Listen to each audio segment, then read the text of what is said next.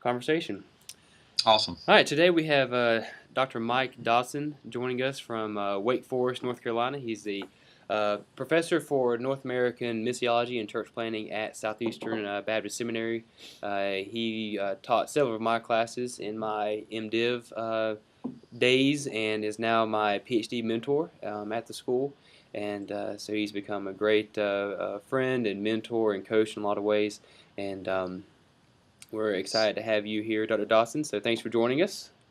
My pleasure. Good to be here. And he is the author of, I'm going to say you're the author, even though Ed Stetzer's name is bigger on the book. I know this was the book Comeback Churches was one that Dr. Dodson wrote, and it's about it's research on how churches that were dying or declining basically revitalized and came back, so to speak.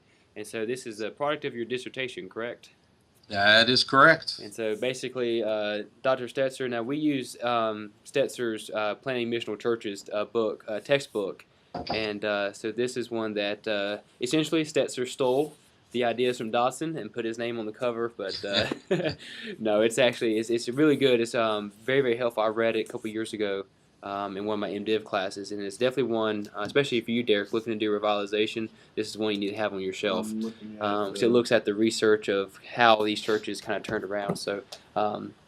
Dodson, thanks for today. We were discussing the topic this week is we're in kind of the establishing phase of a new church. So we've gone through all the preparation, we've launched the church, we're getting started. So we're now discussing what's happening as this church has been established. And so there, you're figuring out a lot of different things that you didn't think through in the kind of the pre-launch phases. You are now pastoring a church. You're still working out some kinks, but you're becoming more established. And this topic today is a little bit more of kind of looking at even present and even future, because for a season you're a planter, or if you're doing a revitalization, you're kind of in a planting kind of mindset and mode.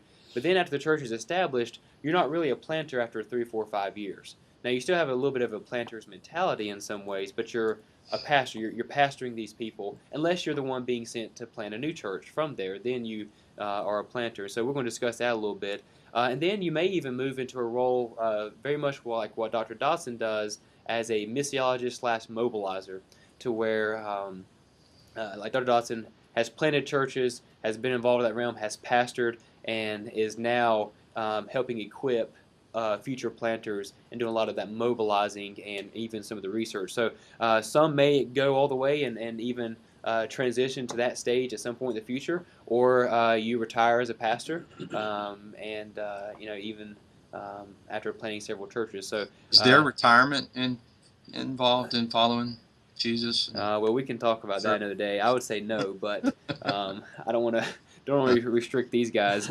If you talk to Mark Gilbert, some that Dr. Dodson and I know, he retired from construction to go full-time into basically lay ministry at his church. So he would say there is no retirement, and I would say that as well. But if you do choose to retire, use it for the Great Commission. You may not be vocationally working, but yeah, don't retire from making disciples. Yep. Good catch there. So Dr. Dodson, let's talk through some of these questions that I've sent in to you. Sure. And really want to know your perspective. And if you guys have questions throughout, just feel free to ask, and then we'll have some time kind of built in. And so in the reading, in textbook reading, we discussed how, and even Stetzer kind of separates and defines an apostolic harvest planter versus a kind of a founding pastor idea. So the apostolic is what we would see in most international mission settings and church planting settings. The founding pastor is probably more of what we've seen here in the U.S. Dr. Dodson, what do you think are the differences between that apostolic harvest planter mentality and the founding pastor? What are some of the key differences? Okay. Let me first explain briefly my journey and through this, and how kind of I would speak into this based on that. So my first experience was basically dabbling in planting as an intern when I moved to Schenectady, New York, to go to seminary at Mid-America, the Northeast branch. Really didn't have the intention or sense of specific calling to be involved in church planting. There was just an opportunity to be involved in ministry, to serve alongside actually it was the associational missionary who was planting this church in a little community called Dwaynesburg outside of Schenectady. And so I got involved at that time, first experience. Then I pastored a smaller church in upstate New Hampshire for a couple of years. And really at that point, that church was more of a, as I reflect back on it now, it was more like having a core group of people, and really still in the early stages of being developed in that sense. Then I moved to Western Pennsylvania to plant in Meadville, Pennsylvania, and went through a process there of filling different roles and attempting and failing and succeeding and all kinds of things, and then moved to pastor one of the churches that we planted for a time, and really always struggled with whether pastoring was the role for me, and struggle with that. And to be honest, as we talk about this, a lot of planters, when they get to year 2 or 3, usually somewhere around there, struggle with, because that's the point at which things begin to transition from being a planter to definitely more of a shepherding pastoral role. So the dynamics change. Sometimes guys who may have skills that fit or they've already developed related to planting either need to develop new skills and transition to that pastoring, shepherding, more that pastor shepherding role, or figure out how to mix the two, meld the two. And then I became a church planting strategist in Western Pennsylvania for a couple of years, and then moved into this mobilizer role with the North American Mission Board about a little over 6 years ago. So my journey, I tell people I've done probably just about every role you could possibly think of in ministry, worship leading, youth ministry, even got involved for this discussion again with, in the midst of that, sort of a revitalization kind of dynamic situation, and experimented with that a little bit, the good and the bad. So to answer this specific question, I just wanted to kind of lay that background to let you know a little bit of my journey. I would say typically on the international side, I mean, I don't know that this terminology is used anymore, but I think the general thought process often is somebody who's going to be serving on the international side. They used to call them strategy coordinators. But the goal or the role of a lot of international missionary church planters is to go into an area, begin reaching some people, raise up indigenous leaders, and see an indigenous church planted, led by indigenous leaders. And then they may move on or help a movement follow, so they fit into that apostolic harvest planter kind of thing. I would say there are some AHPs in North America. Certainly not as many. I mean, Dustin's definitely right. The typical predominant role is founding pastor. Mm-hmm.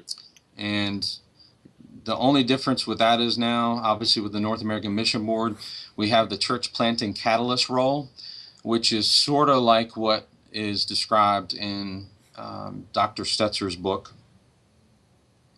But the church planting catalysts in the Send cities that we deal with, they're tasked with what I say is facilitating 3 to 4 church plants a year. So they're really not per se involved in helping one church get started, and probably being more intentionally, intensely involved in any particular plant, but kind of shepherding multiple plants at the same time. Okay. And moving, and then obviously identifying and developing other planters and plants to facilitate. So it's sort of a hybrid kind of role. And to be honest with you, the goal has been to have a church planting catalyst per 1 million people in each of the cities. Those have been the hardest roles to fill Hmm. because we really haven't had a system to identify and develop those kinds of gifts, skills, passions. So specifically differences, I would say, AHPs, obviously they're going to be more nomadic in terms of what we're talking about. Although I would say cities make it possible to do this in one general area. In other words, the apostolic harvest planter in that sense wouldn't have to move necessarily. Right. I mean, think about how many plants could a planter plant in one borough of New York City in their lifetime? Hundreds easily. Hundreds. Yeah. I mean, you could make a borough your focus of attention and plant all kinds of different churches among all kinds of different peoples. So You can almost still have a kind of an oversight or relationship with the ones you've already planted and moved on from, similar to what Paul had, where he visited Ephesus again and visited those churches. If you're in the same city, you can easily have a relationship with those pastors you've raised up because everyone's still there. Yep. Yeah. I would generally say an AHP is probably going to be more bent toward being the natural evangelist. Hmm. They're going to have a stronger passion to evangelize. It could be harder on the family. I thought that was a good point Ed made in his book that Paul was single. Right. That could be one of the main reasons that it's hard for us to identify and develop, because you think about family systems and structures and raising your children. I mean, it's hard. It can be hard to move your family over and over again. Right. Especially with Paul was going, year and a half to 3 years max at each location. Yeah. That's just extremely difficult for today, especially when you have kids in the mix and they're in school and all these other kind of logistics and things. So, what do you think is why do you think the founding pastor is more popular in America? And do we think, or should we seek to raise up more apostolic guys for North America? So founding pastor probably desires to plant his life and impact a community of people that they've identified. Generally speaking, founding pastor is probably going to be more educated, and hopefully is going to have a passion and vision from the get-go to send out planters and teams. So why founding pastor more popular in North America? I think the systems and structures value that model. Because number one, I mean, in the U.S., North America in general, I mean, obviously we have tens of thousands of churches, so the need for pastors is great. Right. But our seminaries, our schools, still are generally speaking set up to train pastors, and the pastor role is probably more highly valued overall than any of the other roles, practically speaking. So I'd say the systems and structures value that model. It fits better culturally, I would say, to some degree, in our culture. Yeah. A founding pastor model, there are different cultural dynamics that I think lend itself. I'm coaching a planter who's trying to develop a hybrid model using T for T-ish kinds of strategies and methodologies in Oklahoma City. Okay. And doing a great job sharing the gospel and seeing some fruit.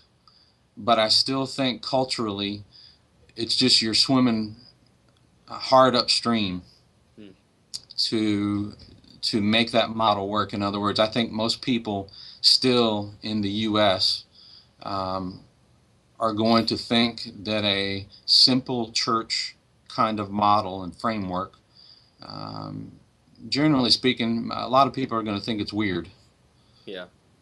Not even necessarily going to be antagonistic toward it, which is a little different. I think most people are going to think it's weird. But anyway, local churches don't value the APEPT, at least the way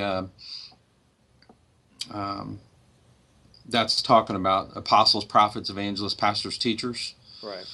Don't value all those roles and gifts to the body, partly because of what we talked about earlier. Right. And I would say um, we need to make people aware um, of different options and possibilities, which is part of this conversation. In other words, most people, even coming to college or seminary to train for the ministry, so to speak, I think that's changing some, but I think there's probably still a gap between um, what people understand or know as options, as possibilities. Hmm. What kinds of roles are possible Right. Right. in ministry? So, and I'm working on a new initiative now to help address this catalytic church planting issue, at least on some initial level, to try to identify some qualities, characteristics, maybe even develop an assessment process. Yeah, Um, that was kind of the next question. Even leading into is, is there a way to really assess, is a guy really wired to be that more apostolic leaning guy or more that founding pastor? I mean, if you're going to international settings, it's almost default you're going to be that kind of apostolic role. I mean, that's kind of the standard international missiology, I guess, foundation. But for North American planters and pastors, I know you say you're beginning with the assessment, developing that, but are you noticing anything or kind of looking at any kind of specific characteristics that say this guy is a little more apostolic leaning?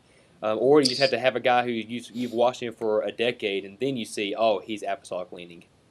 yeah, I'm not sure assessments do or can make that determination because what you just said. I don't know how you. Um, Number one, the assessments that I've seen and know, I'm not sure they're really set up for that. But I think part of that reality too is most of the people who are being assessed are people who have less experience, and so it's kind of hard to gauge what's going on with that Right. because there's elements of time and experience and observation that feed into this conversation that really I don't know that you can address. Hmm. Um, the other issue you've got with assessments sometimes is assessments are good tools, especially with good assessors. Hmm. So if you've got people trying to assess for something that they really don't know or have experienced themselves, that presents a challenge. I think that's part of what we struggle with in the early days of um, when we started putting in systems and structures about 15 years ago for coaching, assessing, um, church planters. The assessment process, which we used Ridley's behavioral assessment, the best indicator of future behavior is past behavior. Hmm. Um, a lot of the assessment was, whether it was good or bad, was dependent upon who was assessing. Hmm. Yeah. So that has a huge impact. So if you're looking for catalytic church planters, well, you're going to need some people involved in the process of assessing and developing the assessment who are that, Right. Right. because they're the ones. And then again, you got the experience issue, and I don't know how you assess for those things before you have some observation Right. Right. and proving of that. Hmm. Well, I think that helps us lay a really good foundation for understanding kind of the big idea we're hitting at with this discussion is, wanted you guys to really see that there are differences between international missiology and North American missiology, and apostolic type mentality is more prominent international setting. Founding pastor is more prominent here. I would say that we probably need to look at doing a good bit more apostolic leaning mentality here in the states, especially in specific contexts, like we were discussing. Planting multiple churches in a community or city.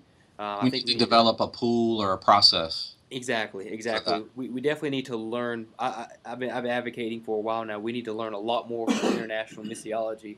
And he mentioned at the beginning that the point is to raise up an indigenous leader. Well, we don't always start out that way. We say, well, I'm going to be the pastor here. Why do I need to raise up another pastor? When the apostolic, your priority is to raise up a pastor from that area to take your spot and move on to have an exit strategy, so to speak. So that really helps lay a foundation for kind of what we're talking about now is that transition from being in that kind of planter mentality to going into more of a pastoring mentality. So a lot of things are very much the same. You're still leading a group of people, you're still discipling, you're still evangelizing, you're doing those things. But Dr. Dawson, kind of share a little bit about some of the roles that change when someone moves from that kind of planter, pre-launch even phase into 2 or 3 years after they've launched to now just pastoring a body of people. What are some of those changes in the roles? Sure. So for me, the things I jotted down, thought about in response to that kind of question was there's some shift from making new disciples to developing leaders. Hmm. Obviously, part of what we're talking about is Dustin, what you mentioned and what you said. Um, we always have to strive to be involved in the process of making new disciples. But when you're in the leadership role, you also have to begin and make sure there's systems put in place and you're involved in developing leaders, which I wouldn't say making new disciples and developing leaders are mutually exclusive, Hmm. but they are. I think they are distinct in what you do intentionally there. So another way to say this would be there's a shift from player to coach. Hmm. Um, And again, I think everybody has to wrestle with finding the balance between being the player and the coach. And Yeah. and the more you develop in the role, obviously the more you develop into a coaching role as opposed to a playing role. The difference. I'm 48, going to be 49 next month. My playing days are over in relationship to sports for the most part. So I'm But you coaching. but you can watch them though. I mean, you got the banner. You're ready. You're Uh, ready for game uh, day. I can watch and cheer, and I can yell and scream at players that I'm coaching. No. Um, but the reality is, obviously, those of us who follow Jesus and our roles and responsibilities in relationship to the kingdom and the local church, again, we don't stop playing. Hmm. There's always we've got to be a player coach element. It's just a matter of how much time and energy gets put in which bucket, so to speak. There's a shift from starting systems and structures to developing and maintaining systems and structures. So for me, part of what I wrestle with, because I can't help starting new stuff. Um, I just keep finding new stuff to want to initiate. Right. Um, and I like variety. I like um, change. Those are just things that I think God has shaped into me. So for me, one of the struggles and challenges and stresses of pastoring is there's just no way around. It becomes a more established thing. Right. And so you're about more developing and maintaining than you are initiating. Hmm. And so that's one of the tensions that I think guys are going to wrestle with. Because there's a lot of, excitement. Yes, stress, but excitement in those initial stages, phases, initiating new relationships, putting new systems and structures in place, just getting that whole thing started. Well, then there's developing and maintaining it. Right. Right. Those are different things. There's also a change in your coaching and mentoring needs, which guys need to think through. So obviously, as you're moving from those initiating phases in the beginning, you're going to need to look for different people to provide coaching and mentoring for you in that process. And so that's something that's important to think through and to note.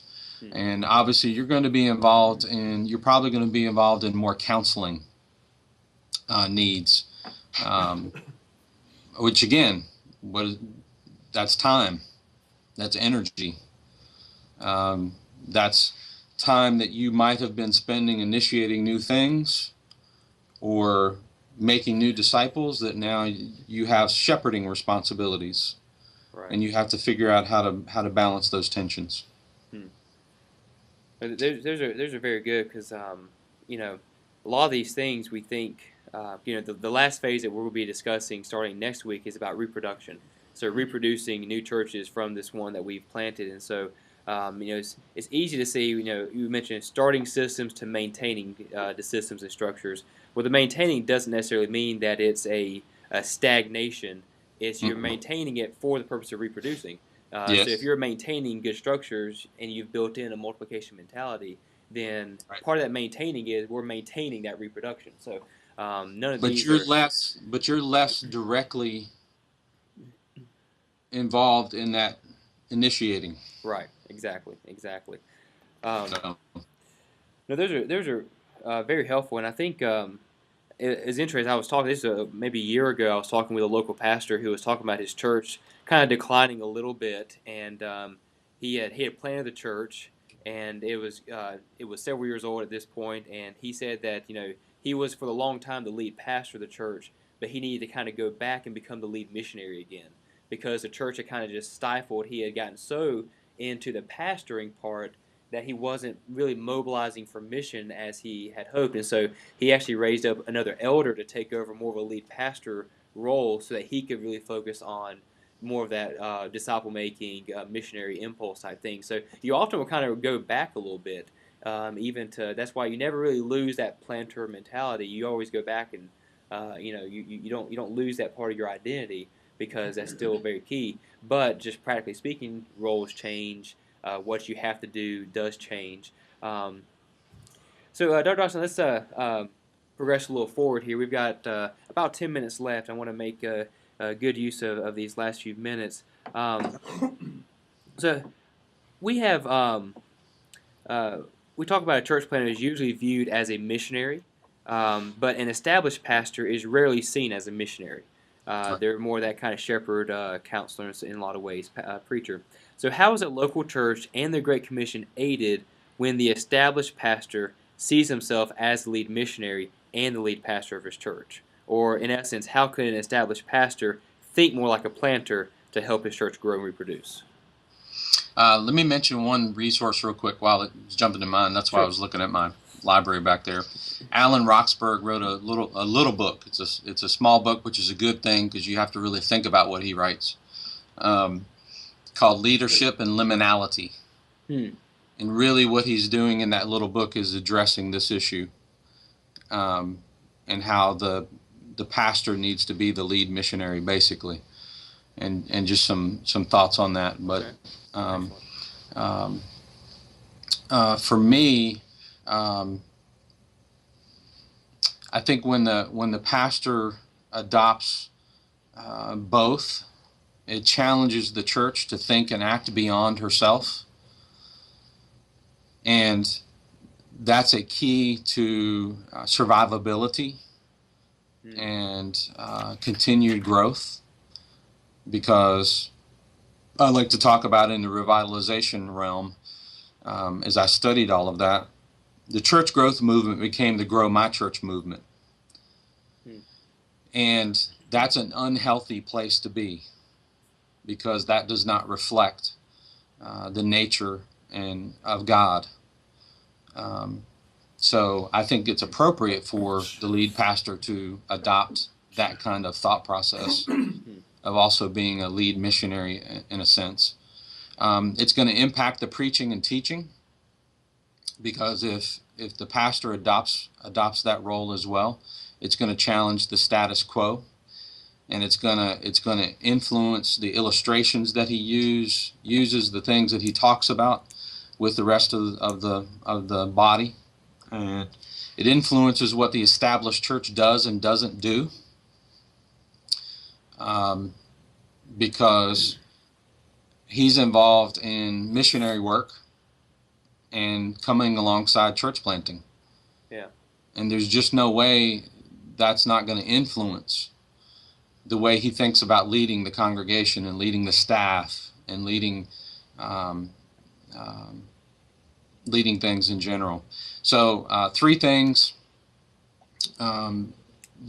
three ways that I think the lead pastor can kind of help flesh that out is obviously finding the entrepreneurs and unleashing them. This goes back to our APEPT conversation, and valuing the mavericks, valuing there's a tension between those who are more entrepreneurial would be those more apostolic kind of people who enjoy new things and stability. And both need to be valued, and finding ways to value both is important.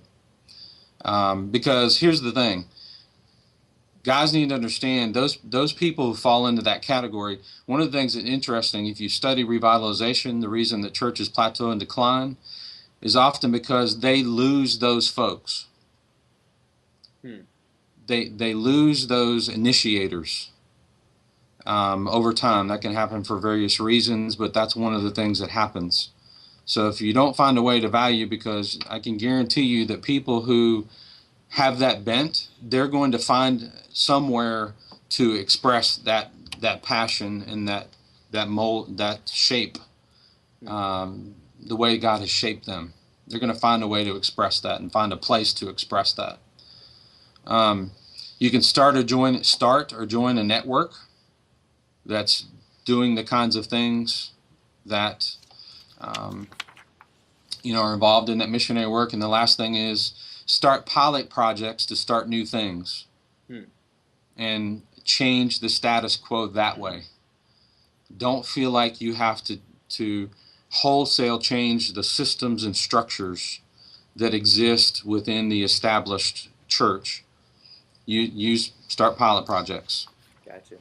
And use those entrepreneurial people to help in that way, to launch new things. So really, in essence, kind of what I hear is a common theme of really, as this kind of lead missionary, kind of keeping that planner mentality, is you're really investing in the others in your church to really mobilize them. So you're kind of exponentially increasing your effect, because you're now giving them almost test studies to be able to go and do, and they have ministries that they start that are in a safe environment. Then you send them out to plant and stuff. So, well, before we jump into questions, I want to kind of talk about that kind of third transition phase that not every pastor will go to, but you have, and my pastor Will Plitt, he has transitioned to that as well as a network director now with Christ Together. So some do that, kind of transition to this missiologist mobilizer type role.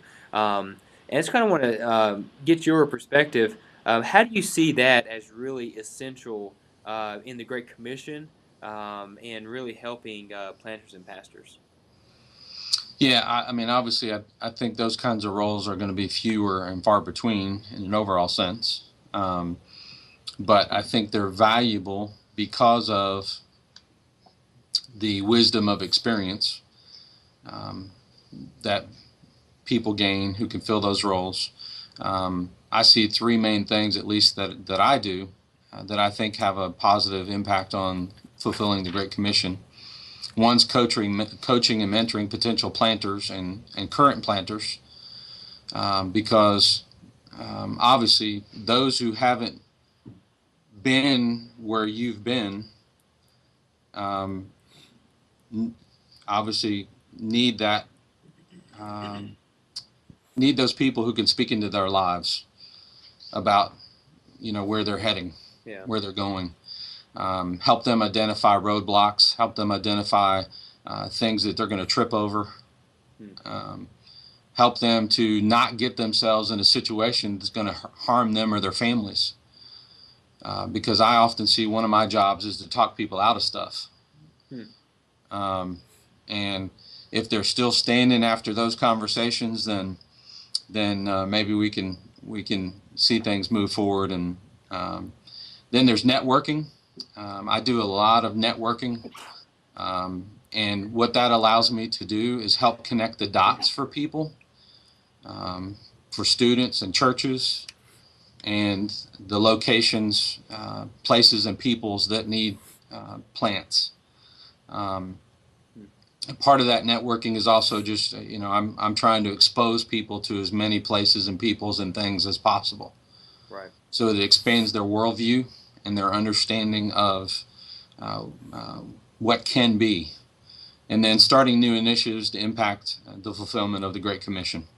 So, again, that's part of what I said. I'm working on starting another new initiative in relationship to raising up a pool of missionary coaches. So anything from helping people learn how to strategically, intentionally use sports as a platform for local church ministry, to using it as a strategic platform in church planting, to there are professional coaching jobs globally that people could step into today where they can be a bivocational missionary filling those roles. Wow. And there are not people who are prepared, ready, or probably even people who know or understand that's even a possibility. Yeah. And so trying to create a process for that. That's an example. Very cool. Very cool. Well, guys, what questions do you have for Dr. Dodson? I know it's kind of a lot, and this is kind of has to hit your future thinking because none of us are quite at even that kind of beginning stage yet. But what questions do you have related to anything we've discussed? Um, let's see. Based on like the Great Commission, um, I would say that like in the Bible, from the Great Commission, church planting was born, which obviously kind of has to precede being a pastor, else there wouldn't be a church to pastor.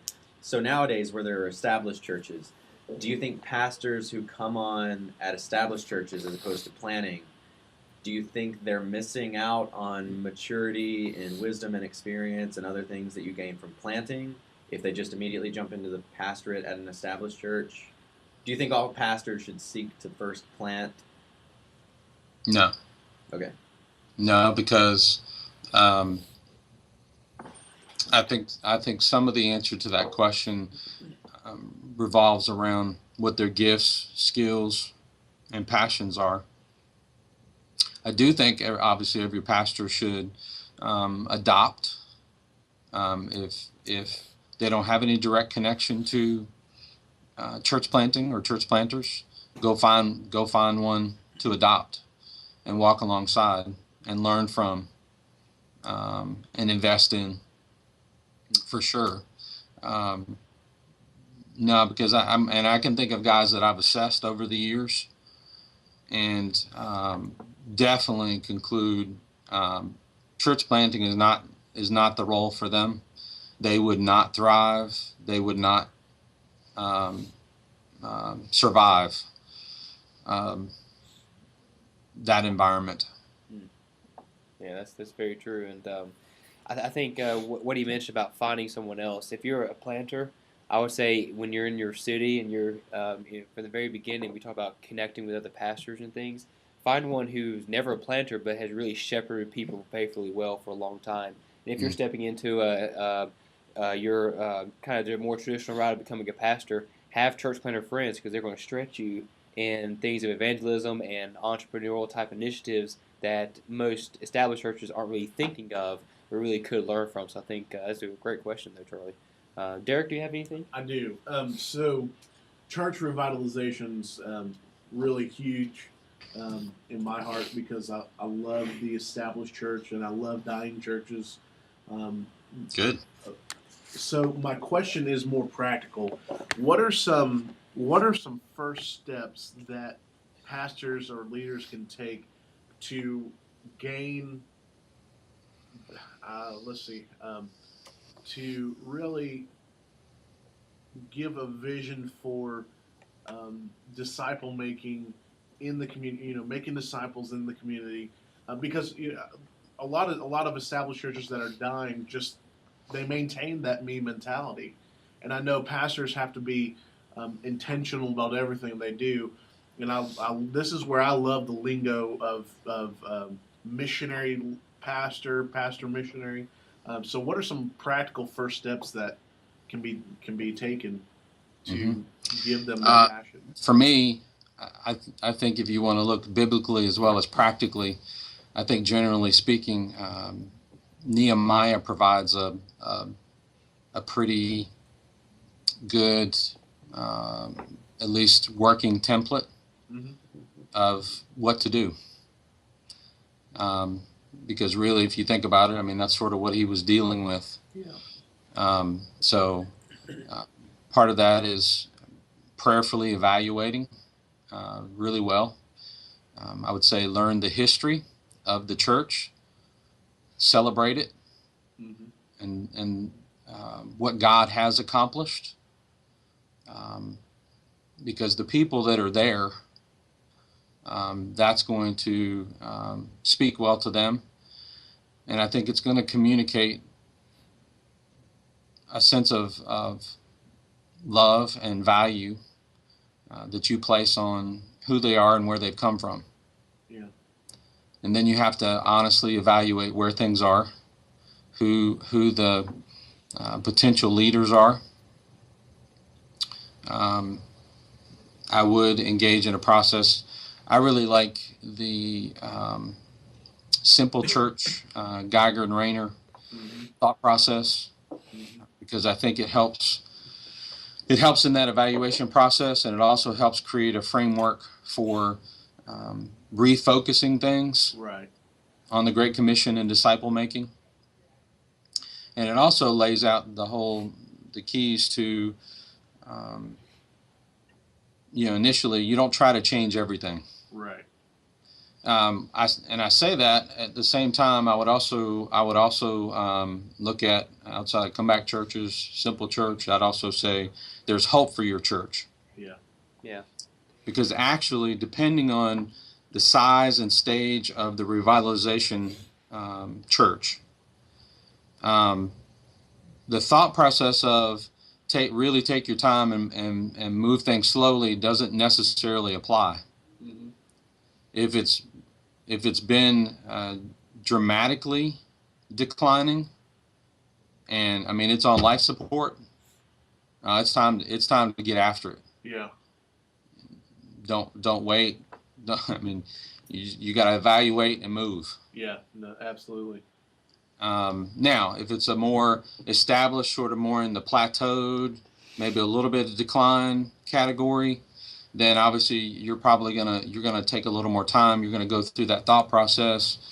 You're gonna develop some new initiatives. You're gonna identify the leaders that are willing to help move things in change. You're probably gonna have to start some things sort of on the side, Right. so to speak, that can develop some new life. And then it's a matter of, like we talk about in comeback churches, one of the big issues is mobilizing the people around the Great Commission, finding ways to give the people in that congregation opportunities to start being more externally focused. Yeah. In ways that fit who they are and the community that you're trying to engage and reach. Right. Okay. Great. Well, Dr. Dodson, sadly we are out of time, but I can't thank you enough for your time today. This was extremely valuable and helpful, and appreciate your ministry there at Southeastern and what you're doing for mobilizing and working with NAM. So I appreciate you, and we thank you for joining us today. Yep. Thanks. Enjoyed hanging out with you guys. All right, Dr. Dodson, take care. All right. Catch you later. All righty.